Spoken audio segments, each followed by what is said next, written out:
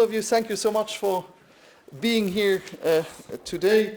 As you know, we had the last months and the last weeks and also the last hours always on our agenda, not only to keep an eye but also to be aware about the situation also in the Middle East. I'm very happy to welcome my colleague, the Jordanian Minister of Foreign Affairs, Mr. Ayman Safadi, who, and I can tell you, really knows, he's one of the biggest specialists about the situation in the region, who feels it, and also is representative of a country where they have over 1.5 million of refugees without counting the Palestinians,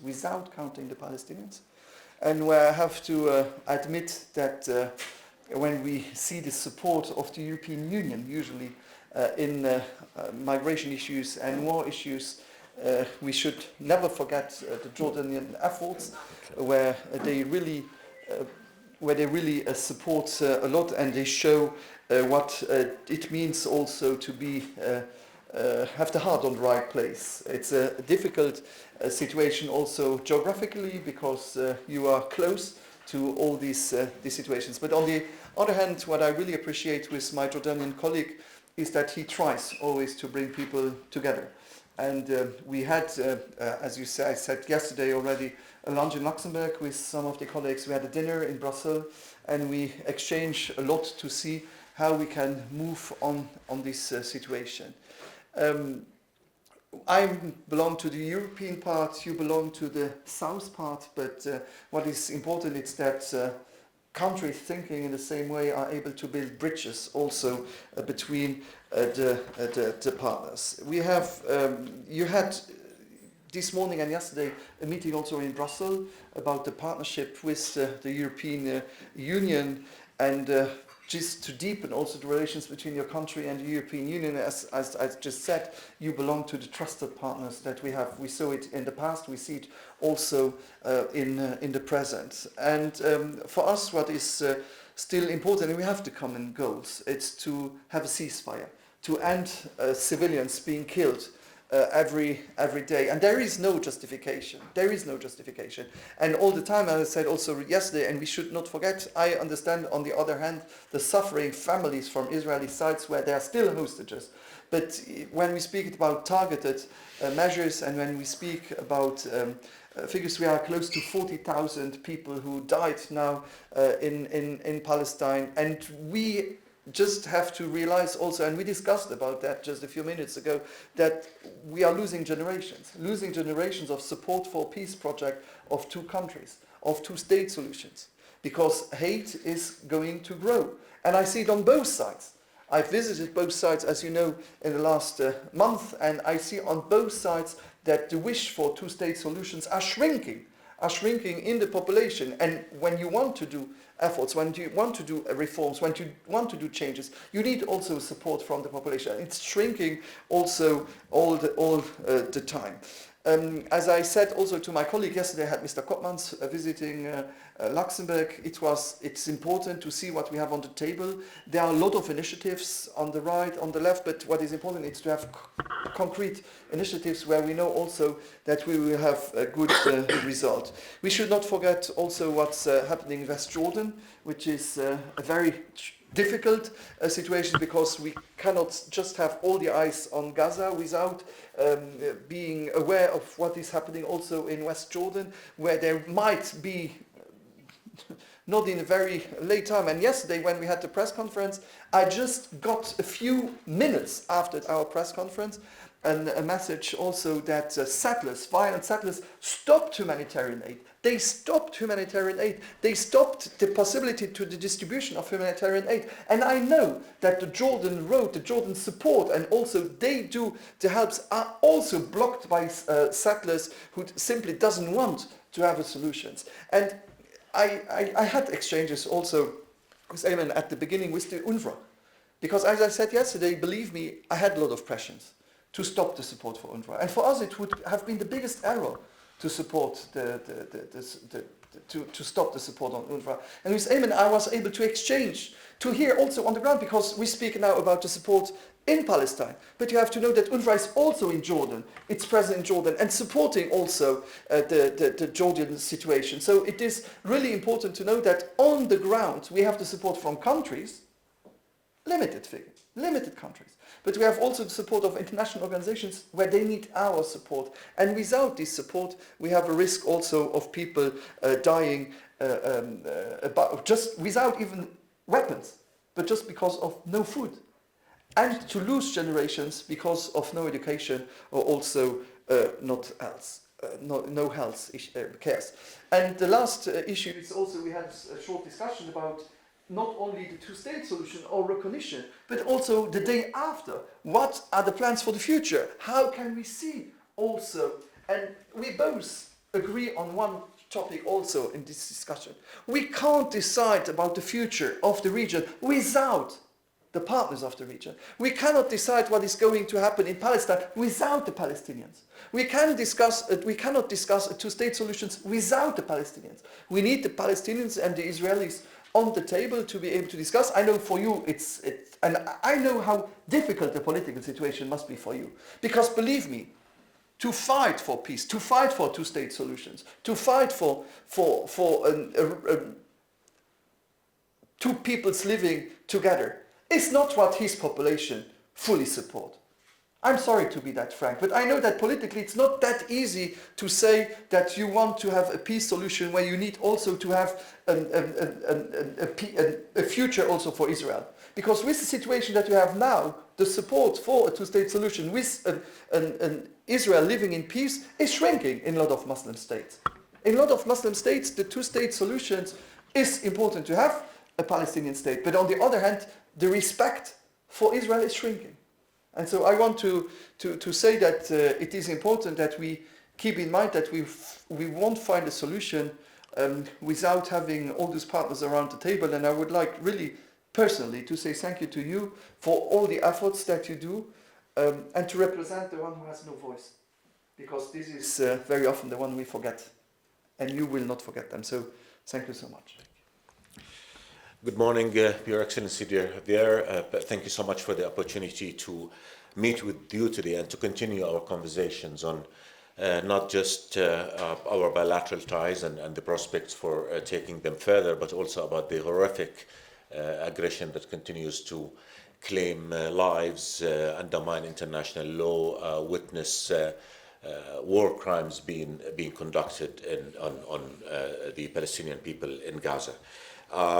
Again, as my friend has said, this is not the first time that we met, and we are like-minded in the sense that we all want this war to end, and we want a future of peace for the region where the Palestinian state that is sovereign, that's independent, that's secure, lives in peace and security with Israel. Jordan has always worked for peace. We're a country of peace. We believe, though, that the only path to peace is the two-state solution that will result in the emergence of an independent, sovereign Palestinian state on June 4, 1967, with occupied Jerusalem as capital, living side by side with Israel in peace and security. This is the premise of the Arab Peace Initiative of 2002, and this is the position that we continue to advocate for and continue to work for achieving. The challenge that we have is in full transparency, my friend, as you said. While there is a Palestinian partner for peace, there is no Israeli partner for peace. The current Israeli government is undermining the two-state solution, is killing prospects for peace, is publicly saying that it will never allow for the realization of the Palestinian people's inalienable right to freedom and statehood. An Israeli minister yesterday was saying that he'll do everything he could to thwart the establishment of a Palestinian state. The amount of dehumanization that's coming out of this Israeli government is contributing to that environment of hate and lack of trust, and is undermining faith in the viability of peace between Israel and the Palestinians and peace in the region. The path to peace, as I said, is very, very clear. And we have to start implementing an irreversible plan to achieve the two-state solution, to secure a future of peace for both Palestinians and Israelis. But the priorities right now is that the aggression must end, and must end immediately. Over 39,000 Palestinians have been killed.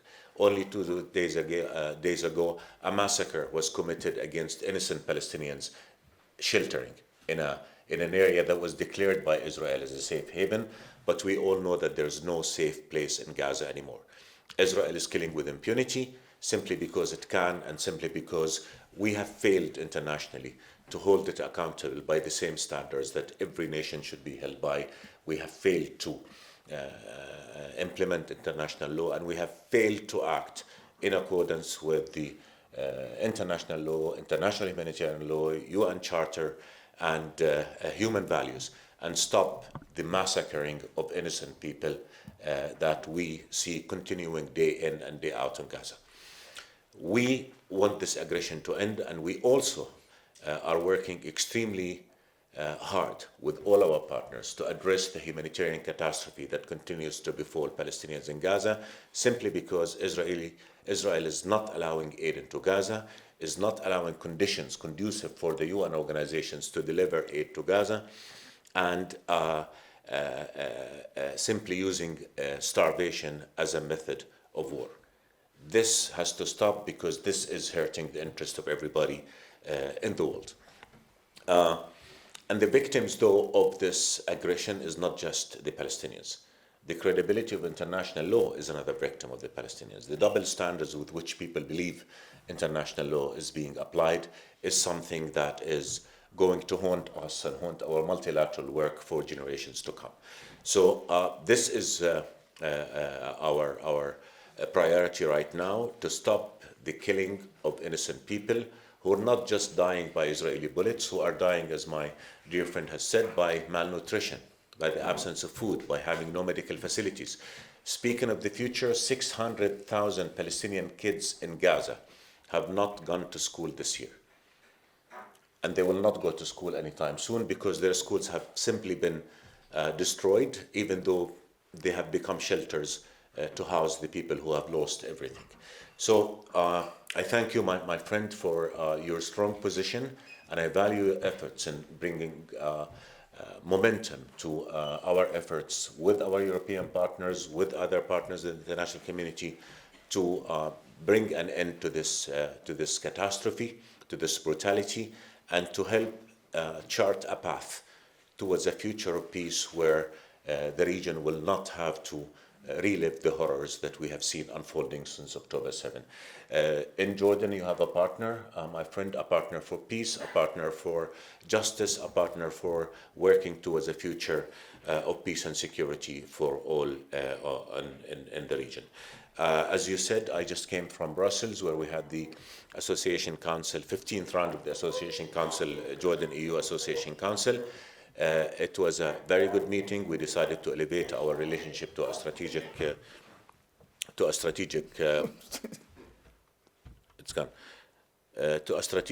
partnership, and we're looking forward to continuing to working together to make sure that we advance our ties bilaterally. And I have more interesting things to say than I think I'm done. No. I'm done. Look. Up. No. Thank you.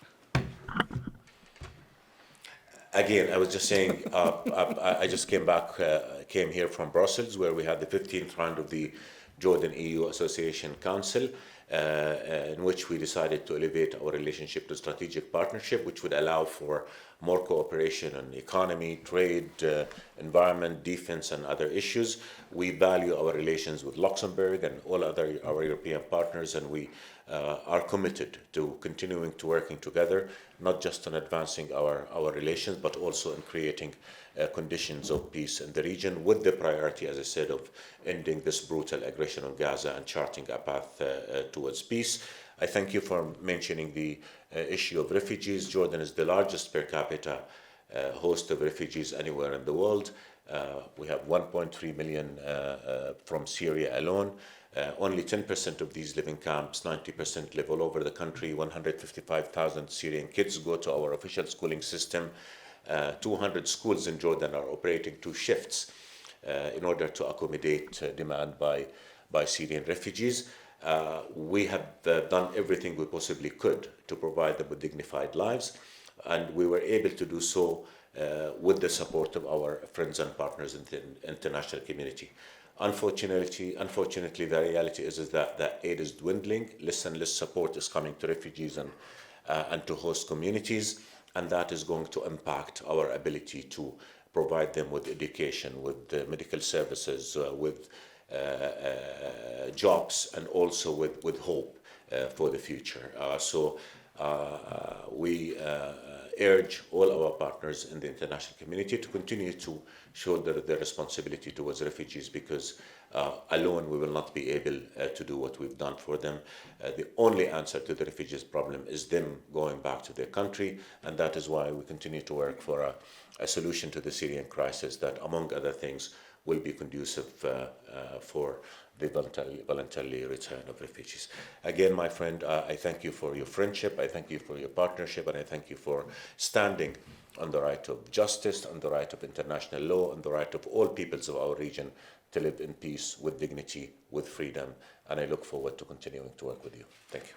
Thank you. Questions? Monsieur? Thank you, François Olna, for FDL. Since you mentioned the refugee question at the end, indeed, Jordan has a lot of Palestinian refugees already, but when you urge partners to make more efforts, do you mean by that European nations as well, or only countries like Egypt or Saudi Arabia, maybe, I don't know?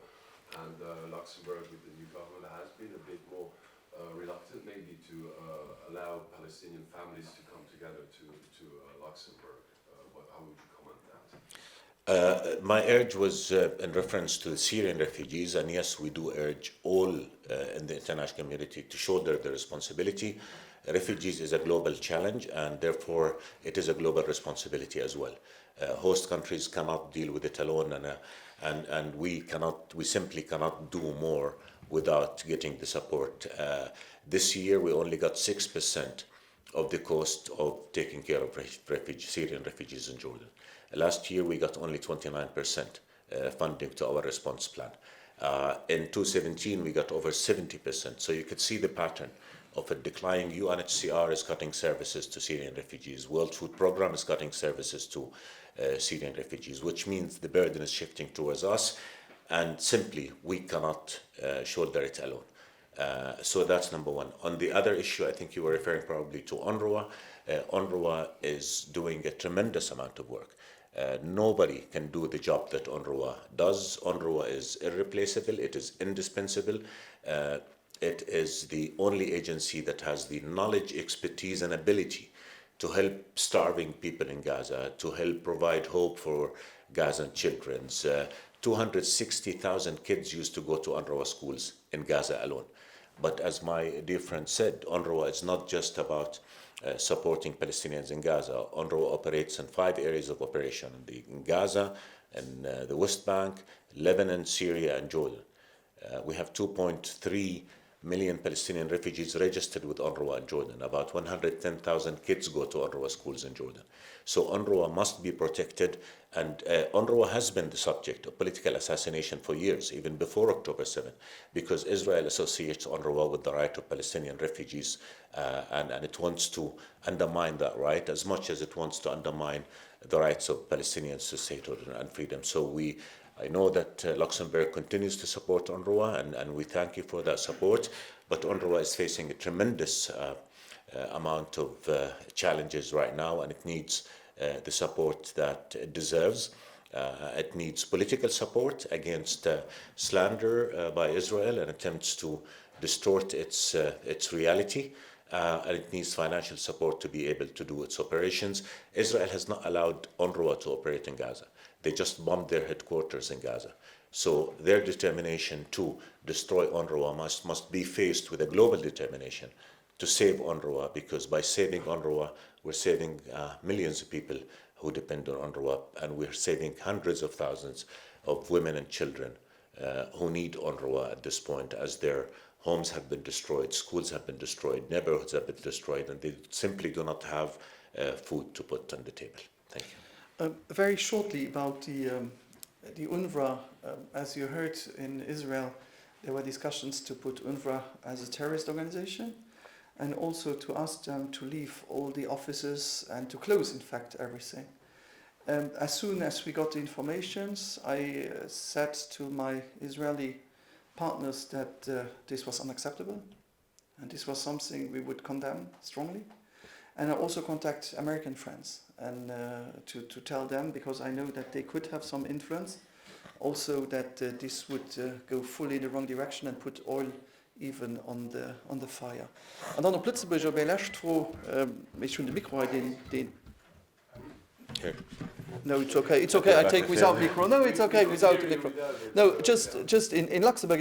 Ich meine, wir brauchen keine Lektion zu kreieren an Migrationsfront. Das ist Land, wo immer solidarisch, immer. Wir bei all dem Marsch europäische Initiativ, wo die Migranten gegangen sind, als Solidarität bewiesen. Und das erzählt, und wir haben das bereits Lützeburg im Gericht gewesen, weil verschiedene Länder das nicht wollten machen, oder die ich probiere frei zu kaufen für Solidarität. Und das, was mein Arbeitskollege gesagt hat.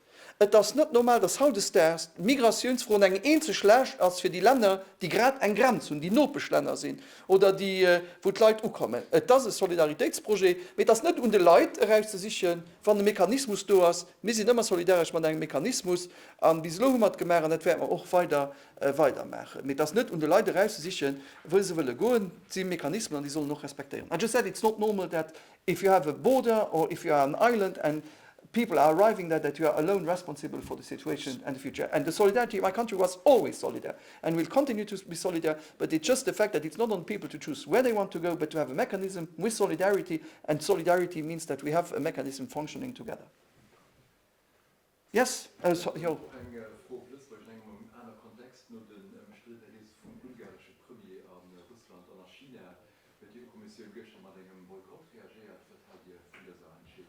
Nicht vieles, weil die Nächsten sind, die gerne mit den Leuten streiten kann, wenn auch die Occasion kriegt.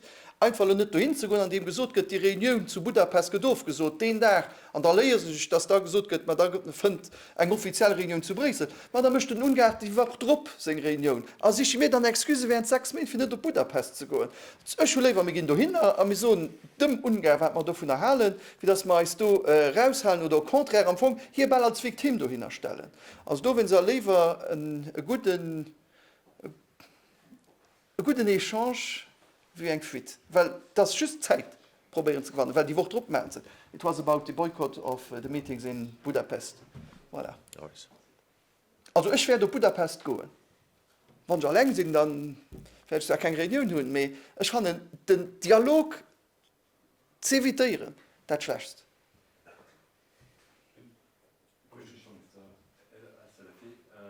What do you think Luxembourg could do or should do to help in the quest for peace in Gaza? What should, for example, the government increase pressure on Netanyahu's government, like in recognizing Palestine or disinvesting? What would you say? Thank you. We do urge all countries to recognize Palestine. A number of European countries have already done so. We do hope that our partners, other partners, will also do the same, only to send a message that what is happening is unacceptable, and that the international community stands by the two-state solution, which, as I said, is the only path towards resolving the conflict. So yes, we do urge, and we do hope our friends in Luxembourg will recognize Palestine, and we make this call to every body else. As far as the stopping the war in Gaza, I think the whole world is unanimous in urging an end to hostilities. We've had a number of General Assembly resolutions. We have the ICJ issuing provisional measures demanding that Israel stops the killing of civilians and abide by international law. Unfortunately, Israel has not listened. And the question that remains, is the international community going to continue to allow the most radical government in Israel's history to violate international law, to kill innocent people, to massacre communities, to commit war crimes, and to doom the future of the region to a future of war, of conflict? Or will the international community do what it has to do, morally, legally, and take a firmer stand against this aggression, and start holding Israel accountable for what it has been doing, not just in terms of killing Palestinians in Gaza, but also in terms of violating international law, international humanitarian law, the undermining of peace prospects on the West Bank. The year 2024 has witnessed the largest land grab operation over 30 years. More Palestinian land has been confiscated in 2024 than has happened in the last 30 years. These are illegal. Settlements are illegal. Settler terrorism is illegal. And there needs to be clear action against it. And again, international law cannot be applied selectively. The reality is that it is being applied selectively. And the implications for that are dangerous for the future because people lost faith in multilateral work. People lost faith in the fairness of international law. And what is happening in Gaza now is going to haunt generations to come. What will people say if they see international law being applied to different conflicts in a more forceful and more equal manner? It will speak to that discriminatory reality of that it is a question of power, it's a question of influence. International law should not be subject to the balance of power. It should be subject to what is right and what's wrong, and it should be protected. So the danger emanating from this continued aggression, this continued violation of international law, is going to reverberate across the world and for many years to come. And that is why we are firm in Jordan in demanding a firmer global stand to bring that aggression to an end, to hold Israel accountable, to apply international law equally, and to prevent the radical extremist supremacist ministers in Israeli government now from dooming the future of the region to more hatred and to more war and to more conflict. Just to you didn't ask me questions, but you will get an answer. The fact is, it's not the recognition will bring peace. Today we have to see how we can, as European Union and as an international community, get also a common position to put pressure. And as I said, and believe me, they were not happy when I set an ultimatum to Israel. But if the ICJ decisions are not respected, then we have a problem of respect of international law. And it's the credibility of the whole architecture of the legality and the justice which is in danger.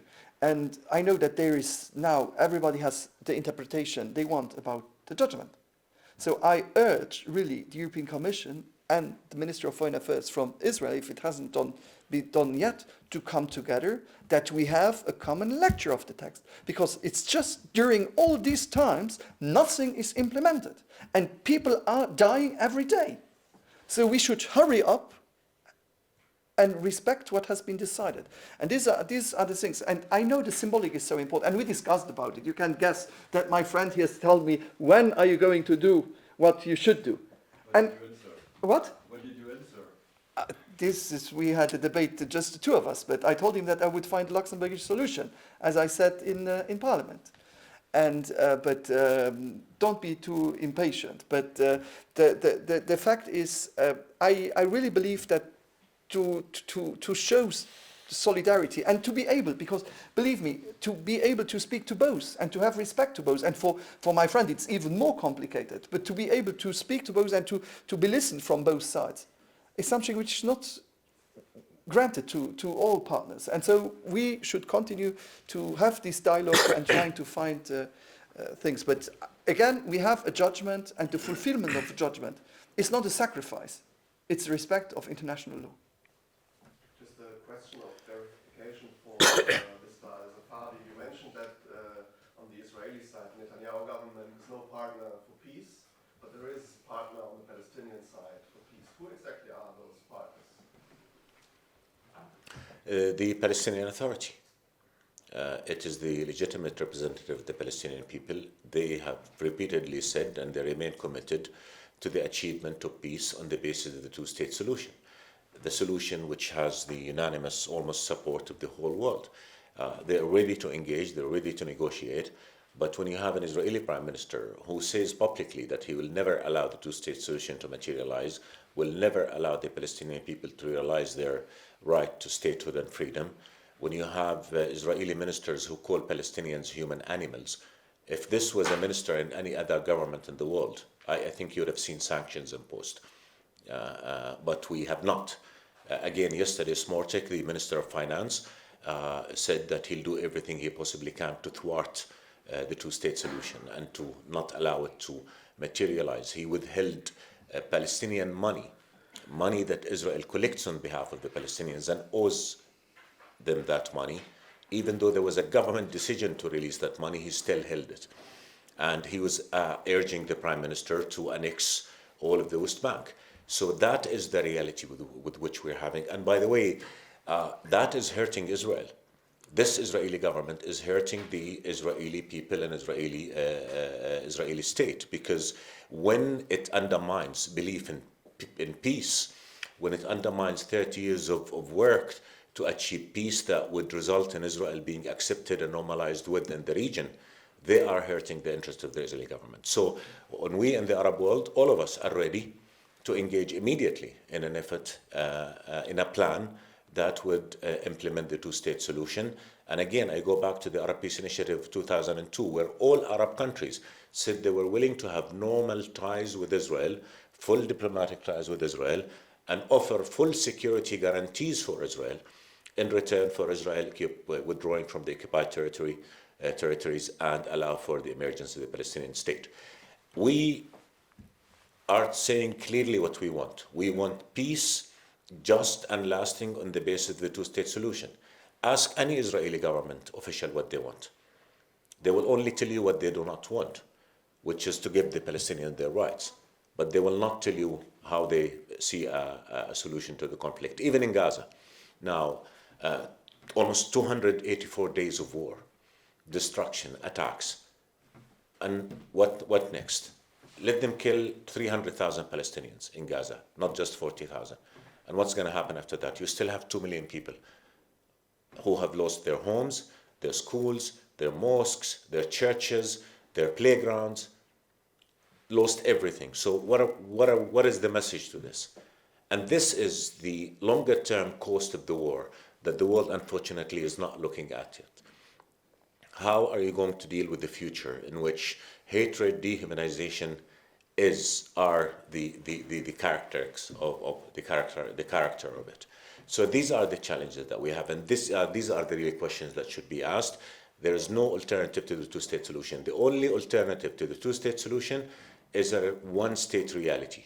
And it's not going to be a solution. It's going to be an ugly reality, because it's going to be apartheid, because Israel will not give Palestinians their democratic rights, and that's something that they've said. So what is Israel planning to do with 5 million Palestinians who live under Israeli occupation? How are we going to have peace when the rights of 5 million people are being violated day in and day out, when their Muslim and Christian holy sites in Jerusalem are being encroached upon and violated day in and day out? So that is the reality. And again, we urge all our partners in the international community to stand by international law, to do what's right, and to hold the party that is denying the people of the region their right to live in peace and security accountable. Right now, the party that's doing that is the Israeli government, and it should be sanctioned. It should not be provided with weapons anymore, and it should be held accountable. And we are ready in the Arab world immediately to engage in implementing a plan to achieve the two-state solution that will guarantee peace and security for both Palestinians and Israelis and the whole region. A quick follow-up for Mr. Bettell to this question. Do you agree that there's partners on the Palestinian side for peace and the two-state solution at the moment? I think you have to make the difference between short-term now and mid-term and long-term. In fact, in this day after, we will have to have elections also in Palestine, because the last elections are a long time ago. So, but for the short term, for the moment, the only legitimacy that we have is the partners from the OLP. And so, but the goal will not to say that they are there for the next 10 years. The goal will to be have transparent and fair elections also in Palestine in a short term, to have mid-term and long-term also a new legitimator to say, I don't want to say non-legitimate now, but a new legitimate government also in future. I wonder what role do you see for Hamas in the next months and years? I mean, you found very clear words on the responsibility of Israel. I can understand that. I've been to Karen, Shams. I talked to those people. I can understand that. But on the other side, how do you see the responsibility of Hamas, and what role do you see for them? Again, Hamas was born out of this conflict, and I think once that conflict is resolved, the Palestinian people themselves would want to make sure that nobody stands on the path of their rights. So if there is a plan that will guarantee Palestinians their right to freedom and statehood, as my friend said, they will develop their own institutions and make sure that everybody abides by the overall policy orientation of their government, which is a policy and orientation of peace. That said, Hamas is an idea. You cannot bomb an idea out of existence. You can provide alternative. Israel has been at this war for 10 months now. Where are we? They're not going to be able to eliminate Hamas physically, but offer the Palestinians an alternative that speaks to their concerns, speaks to their rights, speaks to their justice. And if Hamas then does not correspond with the aspirations of the Palestinian people will be the first to say, we don't want to follow in the path that was followed in the past. So ultimately, I think what we support is a Palestinian state that lives in peace and security with Israel, so that our whole region is able to enjoy peace and overcome decades of conflict and wars. But again, I think the issue is there a future for the Palestinian people right now? Or is Israel destroying that future? And I think that is the question that we should focus on. The priority now is stop the killing, stop the destruction, and create an irreversible path to peace. And then everybody's going to have to abide by the principles of peace and by the guiding principles for maintaining and achieving that peace. I believe that Hamas doesn't want peace. They don't want peace because it's their fond de commerce. They are there, they need the conflict to exist. And so we need to destroy them by having an alternative, as you said, in the Palestinian minds. So that means we should never forget, 7 October is the Hamas. The Hamas attacked. The kidnapped people are still in the hands of the Hamas. And people, and there were polls, the Hamas was very strong in Palestine, the political support of Hamas. But people, if they have no alternative, and the problem is now with the situation of the Palestinians in Palestine, they will look for non-diplomatic solutions. And the hate is growing when you go there. I met people I knew since years who were much more balanced, who are really not balanced anymore. Because the hate between both, and that's what I say, what I really appreciate, it's trying still to find a peace solution, because in a lot of people, when you speak to them, they don't want peace anymore. From Israeli, like from Palestinian side, they don't want peace. And they don't want the two-state solutions. And to be a politicians from Jordan to say we need the two-state solutions, to have peace, because the security and the peace, in fact, of Palestine will be the security of Israel. And that's what they want. Israel wants security, and Palestine want to be able to live.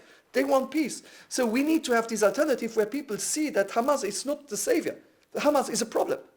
And that they have an alternative. But then we need to invest. We need to rebuild Gaza. Gaza is bombed. Gaza is destroyed.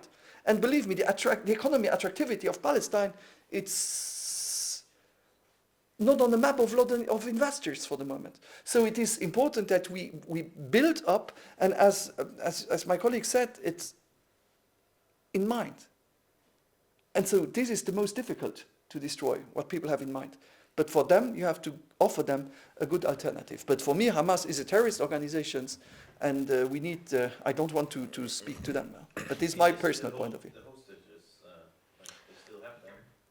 Look, we support the exchange deal. We support the efforts being exerted by Egypt, Qatar, and the United States to get a hostage exchange deal so that we get the ceasefire that we all so urgently want. But again, I have to be very frank with you.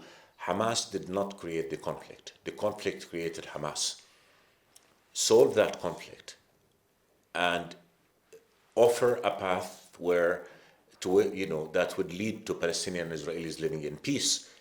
And that's how you make sure all peoples come and live in peace. And again, October 7, we in the Arab world, we all condemned the killing of Israeli civilians.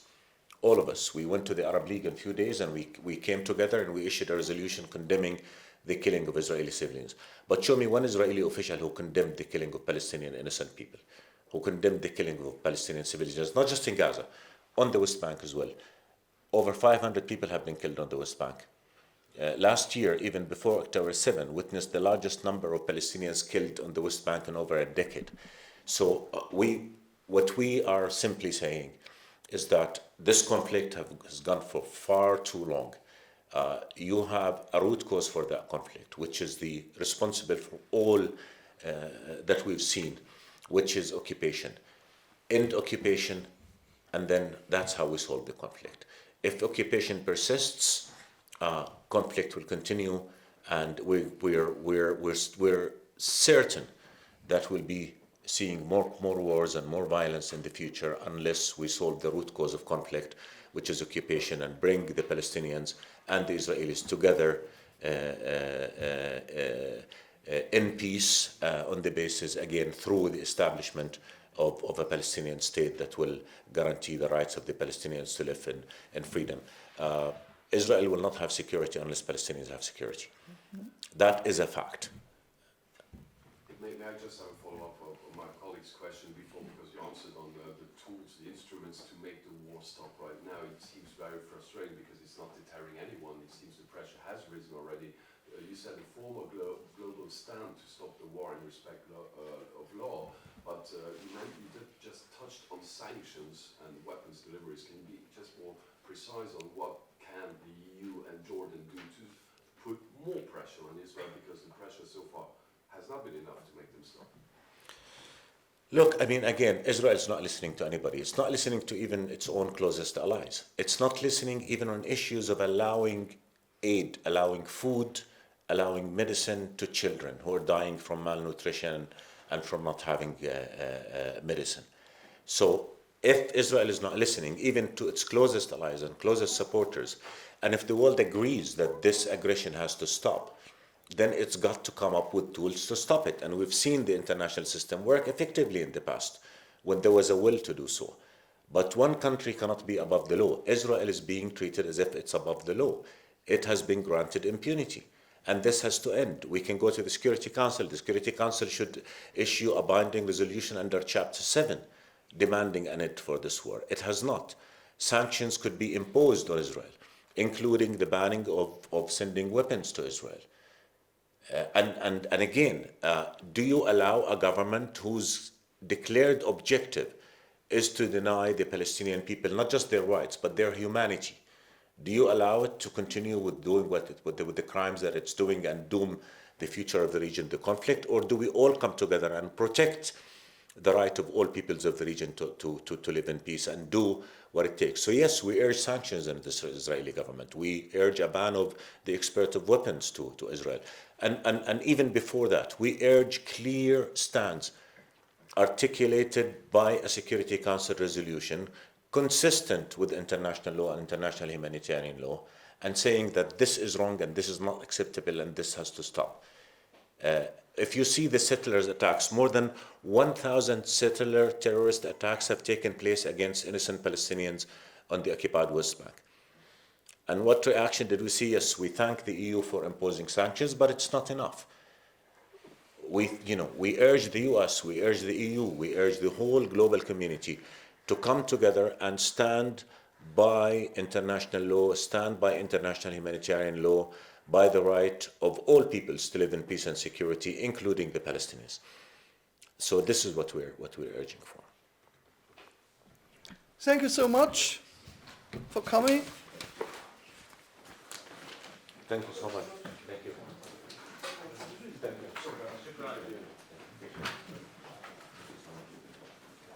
شكرا. السلام عليكم.